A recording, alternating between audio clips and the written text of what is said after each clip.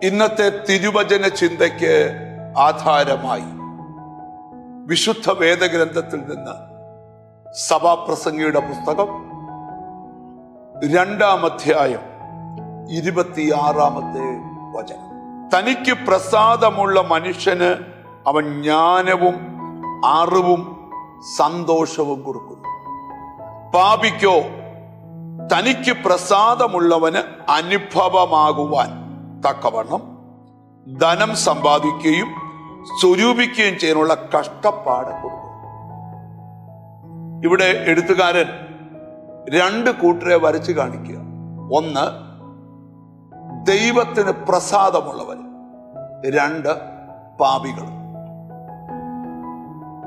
അവിടെ എഴുതിക്കുക, ദൈവത്തിന് പ്രസാദം ഉള്ള വ്യക്തിയായാൽ വില കൊടുത്ത് വാങ്ങാൻ പറ്റാത്ത പല അനുഗ്രഹങ്ങളും ദൈവത്തിൽ നിന്ന് ലഭിക്കും.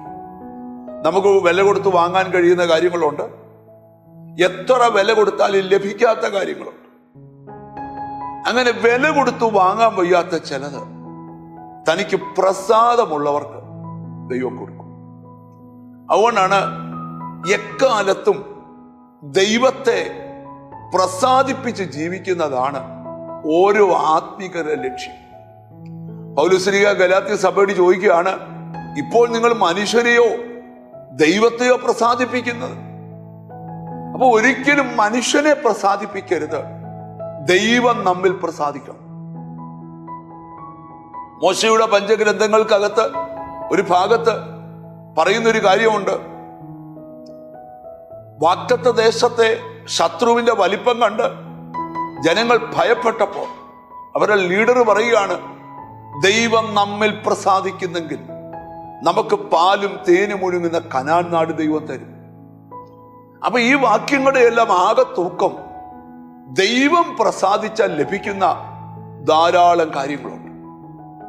അതിൽ 3 കാര്യം ഇവിടെ എടുത്തു പറഞ്ഞിരിക്കുകയാണ്. തനിക്ക് പ്രസാദമുള്ളവന് അവൻ ജ്ഞാനവും അറിവും സ്തോത്രം സന്തോഷവും കൊടുക്കും. ജ്ഞാനം, അറിവ്, സന്തോഷം. ഒപ്പം തന്നെ പാപിക്ക് കഷ്ടപ്പാട് കൊടുക്കുക. എന്തിനാ കൊടുക്കുന്നതെന്ന് അവിടെ എഴുതിയിട്ടുണ്ട്.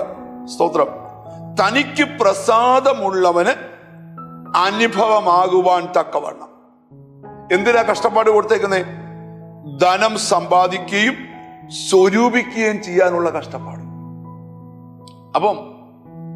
അപ്പൊ കഷ്ടപ്പാട് കൊണ്ട് നേടുവാൻ കഴിയാത്ത പലതും ദൈവം പ്രസാദിച്ചാൽ നിനക്ക് ലഭിക്കുമെന്നാണ് ഈ വചനം സൂചിപ്പിക്കുന്നത്.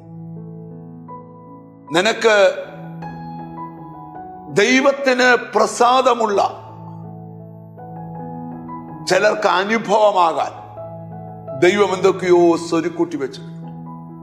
ഈ ദിവസങ്ങളിൽ പ്രതീക്ഷിക്കാത്തതും വിചാരിക്കാത്തതുമായ നന്മ നിന്റെ ജീവിതത്തിലേക്ക് വരും. നമുക്ക് ഒന്നിച്ച് കണ്ണുകളടച്ച് പ്രാർത്ഥിക്കാം. കാരുണ്യവാനായ ദൈവമേ, സ്വർഗസ്ഥ പിതാവേ, മനുഷ്യരെ അല്ല ദൈവത്തെ തന്നെ പ്രസാദിപ്പിച്ച് ഓരോ ദിവസവും ജീവിപ്പാൻ കൃപ തരണം. എന്നോട് ചേർന്ന് പ്രാർത്ഥിക്കുന്ന മക്കളെ നിന്റെ നാമം ചൊല്ലി പിതാവിൻ്റെയും പുത്രന്റെയും പരിശുദ്ധാത്മാവിന്റെ നാമത്തിൽ അനുഗ്രഹിച്ച് പ്രാർത്ഥിക്കുന്നു. അവർ അനുഗ്രഹിക്കപ്പെടട്ടെ, യേശു ക്രിസ്തുവിൻ നാമത്തിൽ തന്നെ. ആമേൻ. ഈ ദിവസങ്ങളിൽ ദൈവത്തെ പ്രസാദിപ്പിക്കാം. ദൈവം നിന്നെ അത്ഭുതമായി നടത്തും. God bless you.